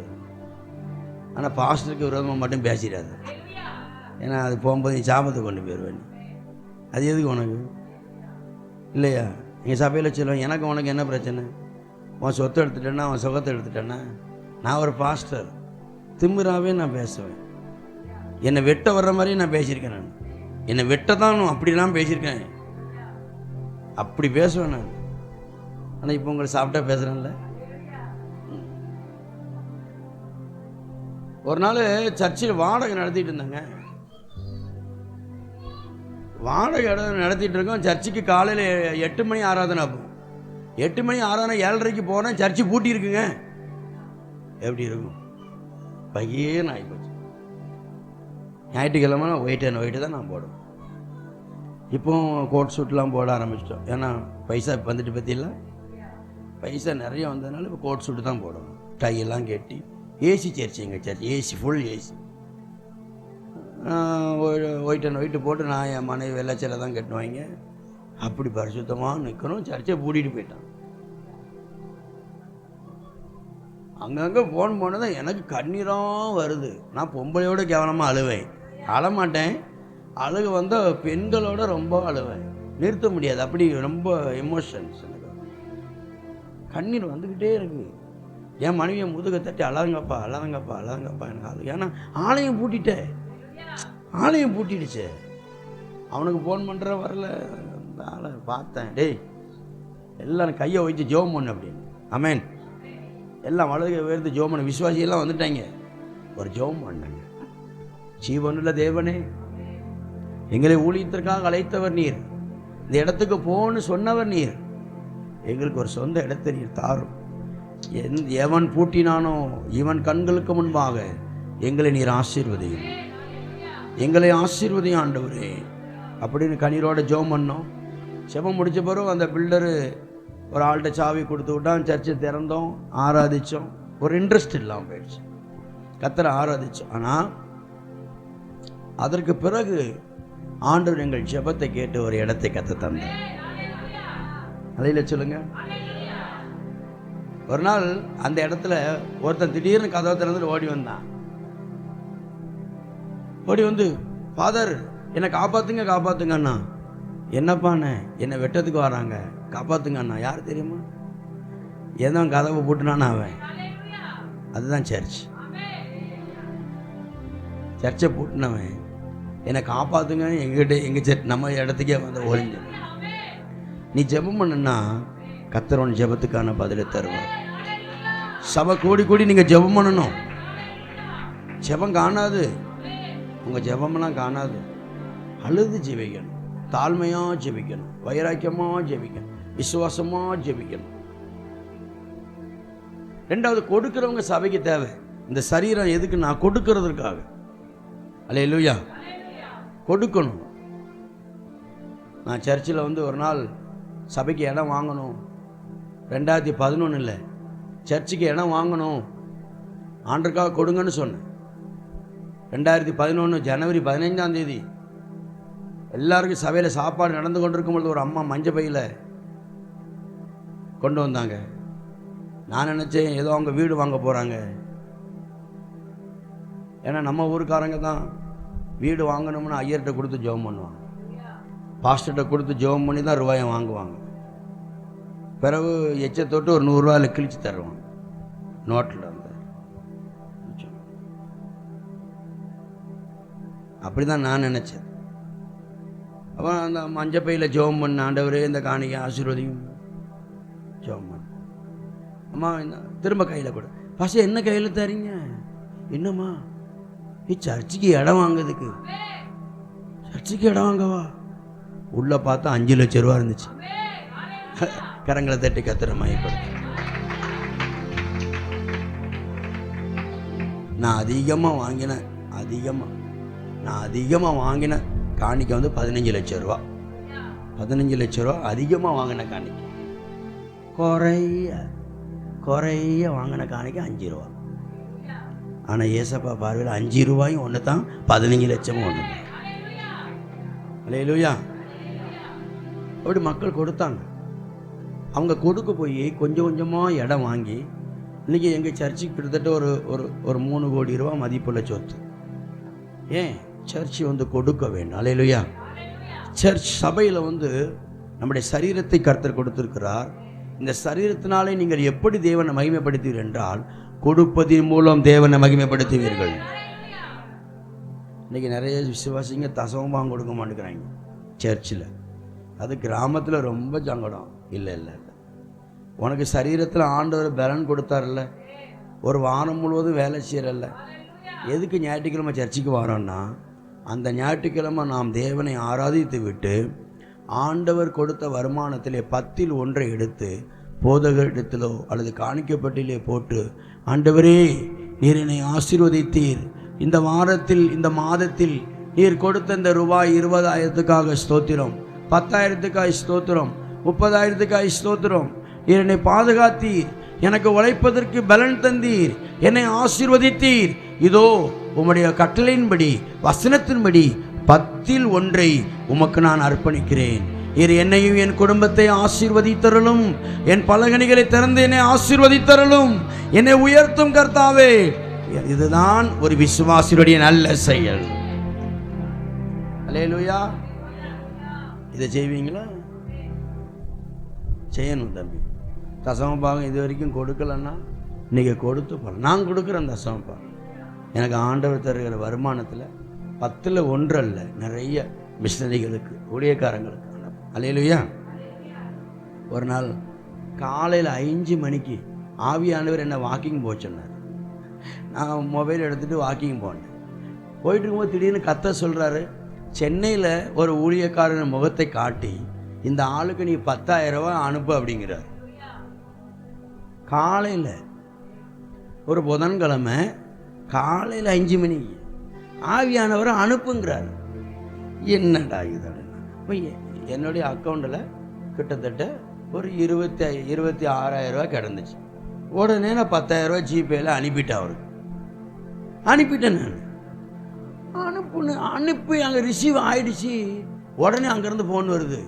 அந்த பாஸ்டர் ஏங்கி அழுதார். என்னையா ஏன் அழுறீங்க? என்னையா சொல்லியான்னு? இல்லை பாஸ்டர், கொத்தனாருக்கு சம்பளம் கொடுக்கணும், சர்ச்சில் கெட்டுமான்னு நடந்துட்டுருக்கேன். அவன் ரொம்ப என்னை திட்டிட்டு போயிட்டான். நாளைக்கு பைசா தரலன்னா நான் அவங்க வேலைக்கு வரமாட்டேன், மரியாதையாக காசு வைங்கன்னு சொல்லிட்டான். ராத்திரிலாம் நான் தூங்கவே இல்லை பாஸ்டர். நான் ஜெபம் பண்ணிகிட்டே இருந்தேன். ஒரு ஊழியக்காரனுடைய வழி ஒரு ஊழியக்காரனுக்கு தான் தெரியுங்க. அல்லேலூயா. நான் ஜெபம் பண்ணிகிட்டே இருந்தேன் பாஸ்டர். காலையில் நீங்கள் அனுப்புனீங்க. ஆண்டவருக்கு ஸ்தோத்திரம். கர்த்தர் உங்களை ஆசீர்வதிப்பார். நான் வாக்கிங் போயிட்டேங்க. நான் வாக்கிங் போயிட்டு வீட்டுக்கு வரேங்க. வீட்டில் வந்து என் மனைவி ஒரு காஃபி தருவாங்க. நான் பேப்பர் படிக்கிற வழக்கம். பேப்பர் படிச்சுட்டு மொபைலை வச்சுட்டு நான் காஃபி குடிச்சிட்டு இருக்கும்போது என் மொபைலில் ஒரு மெசேஜ் வருதுங்க, உங்கள் அக்கௌண்ட்டில் 53,000 ரூபா கிரெடிட் ஆகிருக்கு அப்படின்னு. 53,000 ரூபா என் அக்கௌண்ட்டில் வந்து விழுது. கொடுங்கள், அப்பொழுது உங்களுக்கு கொடுக்கப்படும். உன்னை உற்சாகப்படுத்தணும், உன்னை உசுப்பேத்தணும் சொல்லலை. கொடுக்கறது ஒரு வரம். ஆண்டவருக்காக கொடு. அல்லேலூயா. சனிக்கிழமையா கர்த்தருக்கு காணிக்கை எடுத்து வையே. காணிக்கப்பட்டியில் தரமான காணிக்கை போடு. ஆண்டவனை உயர்த்துவோம். அவன் தரித்திரம் மாறும், அவன் குடும்பத்தில் தரித்திரம் மாறும், பிரச்சனை மாறும், போராட்டம் மாறும். இப்போ எங்கள் சர்ச்சில் அடுத்த வாரம் ஸ்தோத்திர பண்டிகை வச்சுருக்கிறேன். ஸ்தோத்திர பண்டிகை ஒரே ஒரு அம்மா 30,000 ரூபா பொறுப்படுத்திக்கிட்டாங்க. சாப்பாட்டுக்கான ஒரு ஆடு பிரியாணி எல்லாம் போடணும். அதுக்கு ஒரே ஒரு அம்மா 30,000 நான் தாரம் பாஸ்டர்னு பொறுப்படுத்திக்கிட்டாங்க. அந்த அம்மாவுக்கு எந்த பேக்ரவுண்டும் இல்லை. ஆனால் கர்த்தர் அப்படி கொடுக்குறாரு. ஜனங்கள் அள்ளி கொடுக்குறாங்க. அள்ளி கொடுக்க கொடுக்க கர்த்தரும் அவங்களுக்கு அள்ளி கொடுக்குறாரு. நீ கஞ்சத்தனம் பண்ணக்கூடாது. ஆண்டோடைய சமூகத்தில் கஞ்சத்தனம் பண்ணாது. நீ அள்ளி கொடுக்க கொடுக்கத்தான் தெய்வம் உன்னை அளவில்லாமல் ஆசீர்வதிக்கும். அள்ளியில சொல்ல மாட்டீங்களா? நான் ஒரு பொருத்தனை பண்ணேங்க. பாம்பேயில் ஒரு 200 பேர் அல்லது 300 பேர் 200 பேர் உட்கார்ந்து ஆராதிக்கிற மாதிரி ஒரு இடத்த கட்டினதுக்கு அப்புறம் தான் ஊரில் வீடு கட்டணும்னு விரும்பினேன். அப்போ ஆண்டவர் கிருபையினால் ஒரு வருஷத்துக்கு முன்னால் அந்த காரியத்தை செய்ய கர்த்தர் உதவி செஞ்சார். இப்போ எங்கள் சர்ச்சில் ஒரு 200 பேர் இருக்கலாம், இருந்து கர்த்தரை ஆராதிக்கலாம். அப்படி ஒரு சர்ச்சு தான். அதுக்கு பிறகு தான் வீடு கட்ட ஆரம்பித்தோம். ஆண்டவர் கிருபையால் இது வரைக்கும் 18 லட்சத்தை கிராஸ் ஆகிடுச்சு. கர்த்தர் ஒரு பெரிய வீட்டை கர்த்தர் கட்டித்தரார். கொடுங்கள், அப்பொழுது உங்களுக்கு கொடுக்கப்படும். நீங்கள் கொடுங்கணும். நீங்கள் கொடுக்க கொடுக்க தான் கர்த்தர் உங்களை ஆசீர்வதிக்கும். மூணாவது, இந்த சரீரத்தை ஆண்டவர் ஏன் கொடுத்தார் அப்படின்னா, ஆத்துமாக்களை ஆதாயம் பண்ணுவதற்காக கர்த்தர் கொடுத்துருக்கிறார். எங்கள் ஊரில் ஒரு அம்மா உண்டுங்க, வயசான அம்மா. அந்த அம்மாவுக்கு கொடுக்க முடியாது. மரம் வெட்டி, மரம் இருக்கல மரம், எங்கள் ஊர் மணிமுத்தார் மலைக்கு மேலே போய் அந்த விறகை வெட்டி செட்டிமேடுன்னு சொல்லுவாங்க கிராமம், மரத்தை எடுத்து வந்து டீ கடையில் போட்டு அதில் வர காசை வச்சு தான் சாப்பிடும். அரிசி வாங்கணும். அந்த அம்மா என்ன தெரியுமா பண்ணும், அந்த விறகை வெட்டி போட்டுட்டு சாயங்காலத்தோட 4-4:30 மணிக்கு கிளம்பி நேராக எங்கள் ஊர் அம்பாசமுத்திரம் கவர்மெண்ட் ஆஸ்பத்திரிக்கு போகும். ஆஸ்பத்திரிக்கு போச்சுன்னா அந்த அம்மா ஒவ்வொருத்தர், கணேசா எப்படிப்பா இருக்க, என்னப்பா செய்யுது அப்படின்னு சொல்லி, அப்போ சோமில்ல, பிள்ளைக்கு சோமில்ல. அப்படியா, நான் ஜோம் பண்ணிட்டாயா? அந்த அம்மா ஜோம். அந்த அம்மா ஜெபிச்ச உடனே கர்த்தர் சோம் கொடுத்துருவார். உடனே இன்னொரு ஆள்கிட்ட, உனக்கு என்னையா செய்யுது, ஜெபம் பண்ணட்டுமாப்பா? ஜெபம் பண்ண சோம். அந்த அம்மா சொல்லும், ஏப்பா தங்கப்பிள்ளை நீ ஞாயிற்றுக்கிழமை கோயிலுக்கு வந்துடுறியாப்போ? அட்ரஸை கொடுப்பாங்க. கொடுத்து பார்த்தா ஞாயிற்றுக்கிழமை அந்த ஆத்மா வந்துடும். ஒரு நாள் எங்கள் பாஸ்டர் இந்த அம்மா மூலமாக இன்றைக்கி எத்தனை ஆத்மா வந்திருக்கு இந்த வருஷத்தில் பார்த்தா, ஒரே வருஷத்தில் 51 ஆத்மாக்கள். 51 ஆத்மா. கோட்டு சுட்டு போட்டு ரெவரண்டுங்கிறான், டாக்டருங்கிறான், பிஹெச்டிங்கிறான். ஒரு ஆத்மாவும் ஆதாயம் பண்ண முடியல. ஆனால் ஒரு தாய் 51 ஆத்மாவை சபையில் ஆதாயம் பண்ண. உன்னை ஆண்டவர் ரட்சித்தது எதற்காக? உன்னை தேவன் தொட்டது எதற்காக? நரகத்துக்கு பாத்திரமாக இருக்கிற மக்களை அழைத்து கொண்டு வருவதற்காகத்தான் தேவன் உங்களை ரட்சித்திருக்கிறார். அலையில சொல்ல மாட்டீங்களா? ஸோ நீங்கள் என்ன செய்யணும்? இந்த சரீரத்தினால தேவனை மகிமைப்படுத்தணும். இந்த சரீர சுகம் ரொம்ப முக்கியம். Your life is so beautiful. Okay. ரெண்டாவது, நம்முடைய உறவுகள். எல்லாரும் சொல்லுங்க.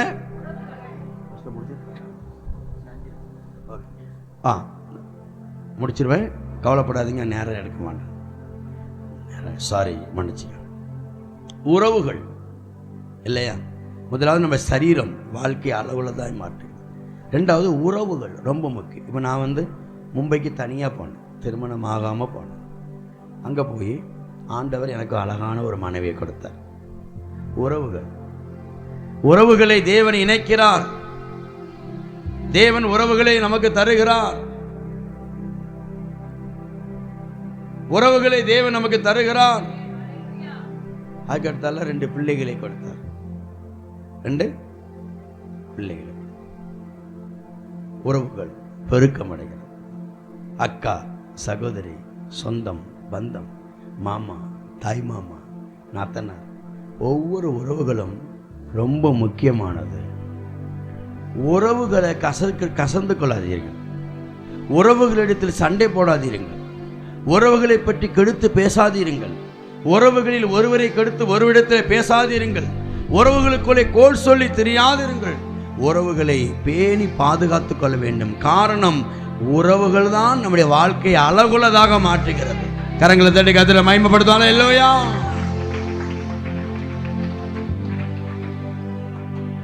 உறவுகளில் கசப்பு இருக்கக்கூடாது.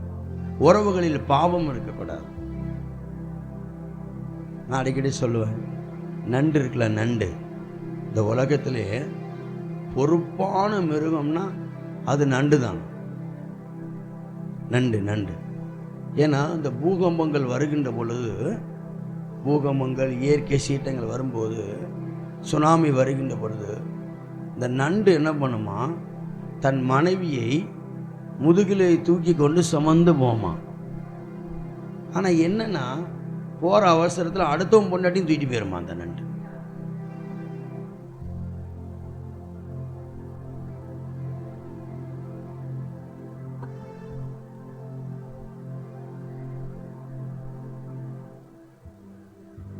வாழ்க்கை ரொம்ப அழகானது தான்.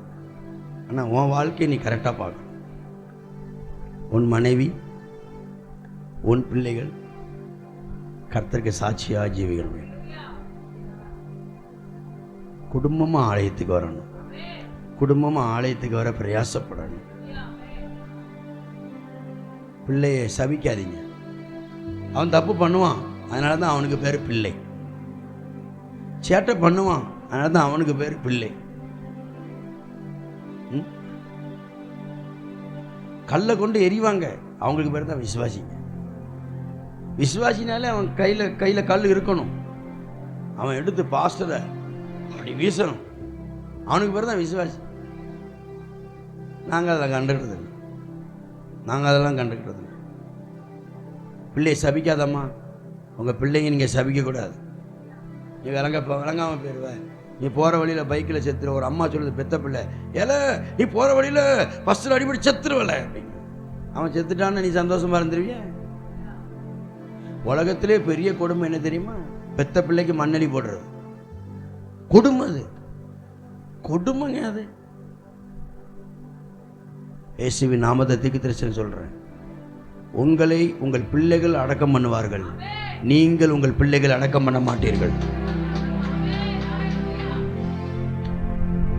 நான் இருக்கிறேன், என் பிள்ளைகள் என்ன அடக்கம் பண்ணணும், நான் என் பிள்ளைகள் அடக்கம் பண்ணக்கூடாது.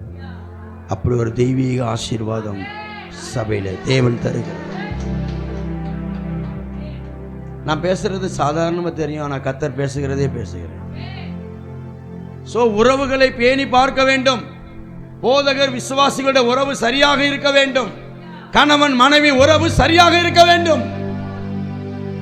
உங்கள் உறவுகளில் என்ன பிரச்சனை இருக்கிறது, என்ன போராட்டம் இருக்கிறது? கணவன் மனைவிக்கு இடையில வலுசற்பத்தின் ஆவிகள் இருக்கு. ரெண்டு பேரையும் சேர விடாது. ரெண்டு பேரையும் சேர விட பார்க்க ஒரு பாஸ்டர் பகையை பற்றி பேசிருக்கிறார். பகையை பற்றி பிரசங்கம் பண்ண உடனே ஒரு அம்மாவோட கர்த்தர் பேசிட்டார். 7 வருஷமா அவங்க அம்மா கூட இந்த சகோதரி பேசாமே இருந்திருக்கிறாங்க. இவங்க அம்மாவை பார்க்க போறாங்க. இந்த சகோதரி உள்ளத்தில் ஒரே அழுத்தம். ஐயோ அண்ணன் நம்மளை வெளியே போன்றானோ, அம்மா பேசிடுவாளோ, இருந்தாலும் போயிட்டாங்க. இவங்க போய் கதவை தட்டுறதுக்கு முன்னால் அண்ணன் பார்த்துட்டாரு. அண்ணனும் அம்மாவும் சேர்ந்து ஓடி வந்து அழுது, எம்மா நீ வந்துட்டியாம்மான்னு சொல்லி கட்டி பிடிச்சி கண்ணீர் விட்டு அவங்க ஒன்றா சேர்ந்துக்கிட்டாங்க. அதுக்கு அடுத்த வாரத்தில் பார்த்தீங்கன்னா கிட்டத்தட்ட 50-60 பேர் ஒரே குடும்பத்தில் கூடி அப்படி நல்ல பிரியாணி சாப்பிட்டு சந்தோஷமாக இருந்தாங்க. அலையிலே சொல்லுங்க, உங்கள் நெஞ்சை தட்டு சொல்லுங்க, நீங்கள் குடும்பமாக உட்காந்து சாப்பிட்ருக்கீங்களா?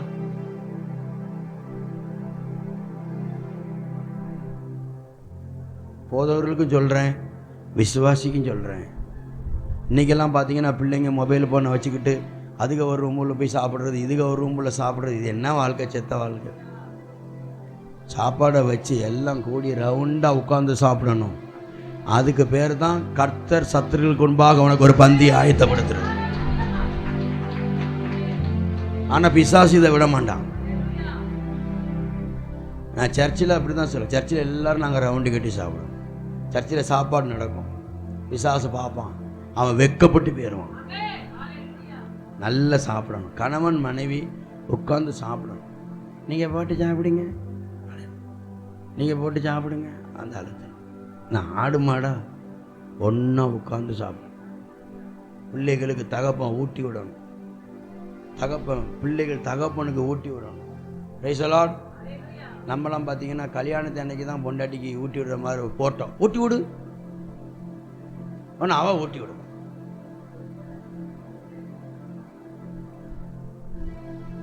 உடனே ஒரே கிளாஸில் போட்டு கெட்டி வச்சிருவாங்க. அது ஒரு விளையாட்டு. அது என்ன மானங்கட்ட விளையாட்டே தெரியும்.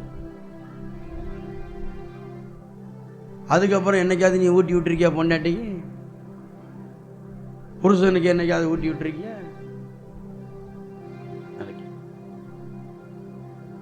உட்காந்து ஒன்னா உட்காந்து சாப்பிடு, எல்லா பிரச்சனையும் சால்வ் ஆயிடும்.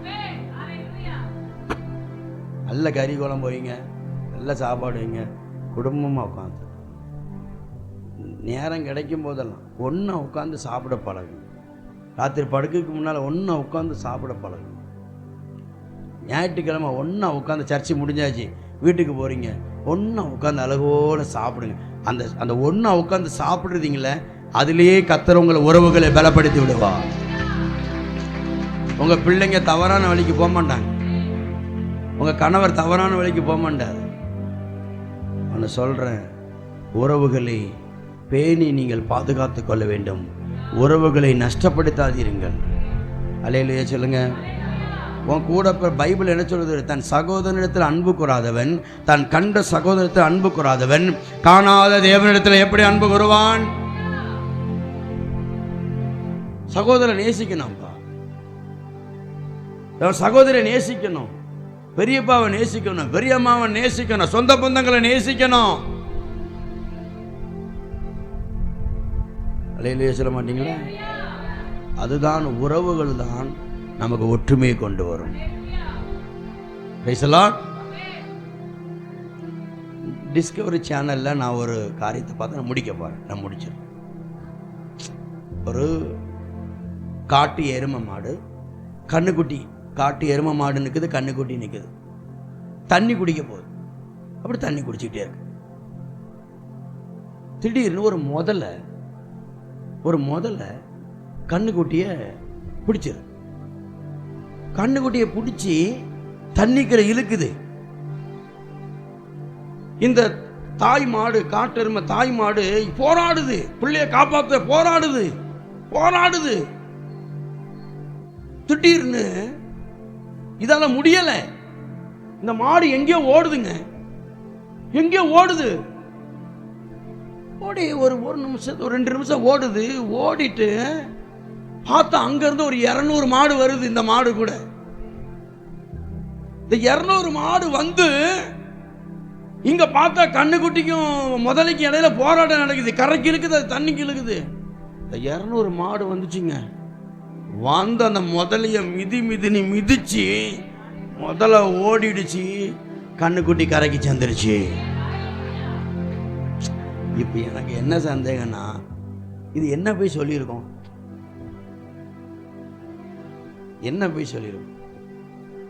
சொல்லுமா என்ன சொல்லியிருக்கோம்? இந்த தாய் மாடு போய் என்ன சொல்லியிருக்கோம்? என்ன சொல்லி கூப்பிட்டுருக்கோம்?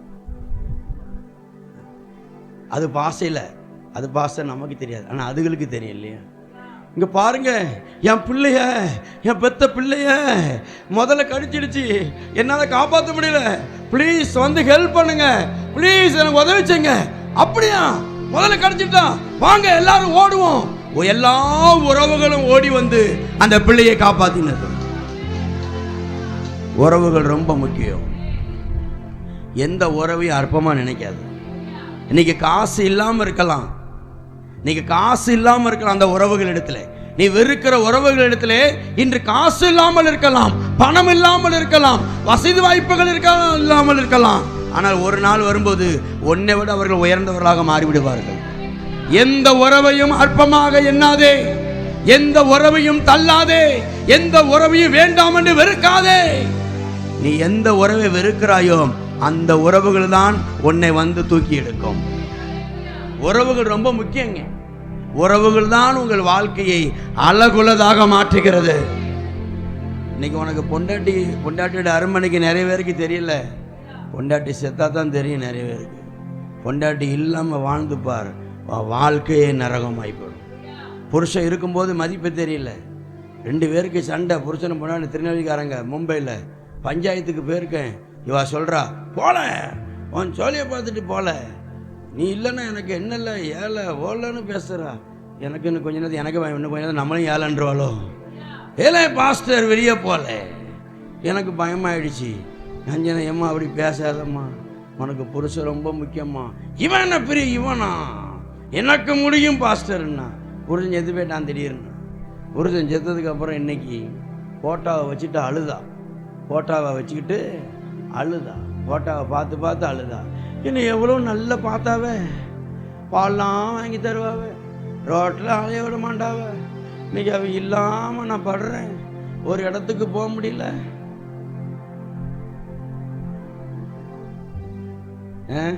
நாய்படாத பாடுபடுதேன் அப்படிங்கிறா. நீ நாய் தானே, அவன் உயிரோடு இருக்கும்போது நாய் மாதிரியே கடிச்ச, நாய் மாதிரியே கொலைச்ச, இன்னைக்கு நாய் மாதிரி இருக்கிற. அவன் எல்லாரும் தள்ளலாம். புருஷன் இல்லாதப்போ தான் அந்த வலி உங்களுக்கு தெரியும், வலியும் வேதனையும் தெரியும். ஹஸ்பண்டை கனம் பண்ணு, புருஷனை கனம் பண்ணுமா. உன் புருஷன் நீ கனம் பண்ணணும், உன் புருஷனை கனம் பண்ணணும். உன் மனைவியை கனம் பண்ணு தம்பி. உன் மனைவியை விட்டு கொடுக்காது. உன் பொண்டாட்டி தான் உனக்கு முக்கியம். இன்றைக்கி என் மனைவி ஃபோன் பண்ணி எனக்கு அழுகையாகும். அவள் இப்போ என்னால் பிரிஞ்சு இருக்க முடியல. என்னால் என்னன்னு தெரியல, கண்ணீராக வருது. அவள் எனக்கு ரொம்ப அவளை பார்க்கணும் போல தோணுகிறது, அவட்ட பேசணும் போல தோணுகிறது. ஐயோ, நம்ம ஊழியத்தில் கஷ்டப்பட்டோம், கஞ்சிக்கு வழி இல்லாமல் இருக்கும்போது நம்ம கூட இருந்தாலே அவளை நேசிக்கிறோம். மனைவி இருக்கிறாங்க, நேசிக்கிறோம். இன்றைக்கி அவங்கள கனம் பண்ணி நம்ம வச்சுருக்கிறோம். இன்றைக்கி நான் இல்லை சர்ச்சை, அவங்க அங்கே தான் நடத்துகிறாங்க. அல்லையில சொல்லுங்கள். உறவுகள் ரொம்ப முக்கியம். உன் பிள்ளைகள் ரொம்ப முக்கியமானவர்கள். பிள்ளைகளை டெய்லி ஆசீர்வதிக்கணும். ராத்திரி தூங்கும்போது ஆசீர்வதிக்கணும். என் பிள்ளைங்க என்கிட்ட ஜெபம் பண்ணாமல் ஒரு நாள் ராத்திரி தூங்கினது கிடையாது. என்கிட்ட ஜெபம் பண்ணுவாங்க, நான் ஆசீர்வதிப்பேன். என் பிள்ளைகளை ஆசீர்வதிப்பேன். ரியாந்தோரா பொக்காபாலா. உன் பிள்ளைகள் பெரிய ஆளாக மாறுவாங்க, தலைவர்களாக மாறுவாங்க, லீடர்களாக மாறுவாங்க. உன் பிள்ளைகளை குறித்து நீ கவலைப்படாதே. உறவுகள் வாழ்க்கை அழகுள்ளதாக மாற்று. இன்னைக்கு செய்த தலைப்பு லைஃப் இஸ் ஸோ பியூட்டிஃபுல். உங்கள் வாழ்க்கை ரொம்ப அழகானது. 3வது பொருளாதாரம், எக்கனாமிக்ஸ். பொருளாதாரத்தில் நீங்கள் சரியாக இருந்தீங்கன்னா, பொருளாதார ஆசீர்வாதத்தில் பொருளாதாரம் உங்கள் வாழ்க்கை அழகுள்ளதாக மாற்றுகிறது. இந்த பொருளாதார செழிப்பும் இந்த பொருளாதார ஆசீர்வாதத்தையும் யார் தருகிறார்கள் என்றால் தேவன் மட்டுமே தருகிறார். ஒரு அலையில் சொல்லுங்க பார்க்கலாம். ஒரு அலையில் சொல்ல மாட்டீங்களா? ஆகவே இன்றைக்கு கர்த்தர் உங்களுக்கு பொருளாதார ஆசீர்வாதத்தை கத்த தருகிறார். ரொம்ப நாளாக விடுபட்ட பணங்கள் வந்து சேரும். ஆமென், ஸ்தோத்திரம். பத்திரங்கள் எழுதுவீர்கள், நீங்கள் பத்திரம் முடிப்பீர்கள். அடகு வைத்த நகைகளை திரும்ப பெறுவீர்கள். கடன்கள் மாறும், லோன்கள் பிரச்சனைகள் மாறும். பொருளாதாரத்தில் கர்த்தர் ஒரு ரிலீஃப் பண்ணுகிறார். கர்த்தருக்கு ஸ்தோத்திரம். சர்ச்சில் பொருளாதாரம் ஆசீர்வாதம் மாறும். அல்லேலூயா. தேவன் உங்களை ஆசீர்வதிப்பார். வாங்க எல்லாரும் ஜெபம் பண்ணலாம், எல்லாரும் ஜெபிக்கலாம். ஒரு 5 நிமிஷம் அப்படியே ஜெபத்திலே நான் உங்களை பேசுகிறேன். வாங்க எல்லாரும் ஜெபிக்கலாம். உங்கள் வாழ்க்கை ரொம்ப அழகான. நான் பிரசங்கம் பண்ணியிருக்கிறேன், எத்தனை பேருக்கு புரிஞ்சிச்சோ புரியலையோ தெரியல. ஆனால் உங்களை ஆண்டவர் ஆசீர்வதி. Hallelujah. Praise the lord. Hallelujah. ரியாந்தோரா பகாலரா. உங்கள் வாழ்க்கை ரொம்ப அழகானது. Your life is so beautiful. உங்கள் வாழ்க்கை ரொம்ப அழகானது. அதை நீங்கள் வெறுக்காதீங்க, அதை நீங்கள் அருவருக்காதீங்க. தேவன் உங்களுக்கு தந்த அழகுக்காக கர்த்தரை ஸ்தோத்திரம் பண்ணுங்க. தேவன் உங்களுக்கு தந்த சரீரத்துக்காக கர்த்தரை ஸ்தோத்திரம் பண்ணுங்க. ஹல்லேலூயா. ரியாந்தோலா பஷக்கதி மனரமா கதன். கணவனை மதிக்க கற்றுக்காங்க, மனைவியை மதிக்க கற்றுக்காங்க. சொந்த பந்தங்களை மதிக்க கற்றுக்காங்க, பெரியவங்களை மதிக்க கற்றுக்கலுங்க, உறவுகளை யாரையுமே வெறுக்காதீங்க. சர்ச்சில் எல்லாரும் நமக்கு வேணும். சர்ச்சில் பணக்காரன் ஏழை படித்தவன் படிக்காதவன் இதெல்லாம் ஒன்றுமே இல்லை, எல்லாரும் ஏசப்பாடைய பிள்ளைகள். உறவுகள் நமக்கு ரொம்ப முக்கியம். பிரைஸ்லால். பொருளாதார ஆசீர்வாதம் ரொம்ப முக்கியம். இன்னைக்கு பொருளாதாரத்தை பற்றி அறிவில்லாமல் மக்கள் இருக்கிறாங்க. பொருளாதாரம் உங்கள் வாழ்க்கையை அழகுள்ளதாக மாற்றுகிறது. இந்த 3 ஆசீர்வாதங்களையும் கர்த்தர் இன்று சபை விசுவாசிகளாகிய உங்களுக்கு தேவன் தருகிறார். இந்த 3 விதங்களிலேயும் தேவன் உங்களை ஆசீர்வதித்து சர்ச்சில் கர்த்தர் உங்களை உயர்த்த போகிறார். ஹல்லேலூயா. எல்லாரும் அந்நிய பாஷை பேசி ஆவியில் நிறைந்து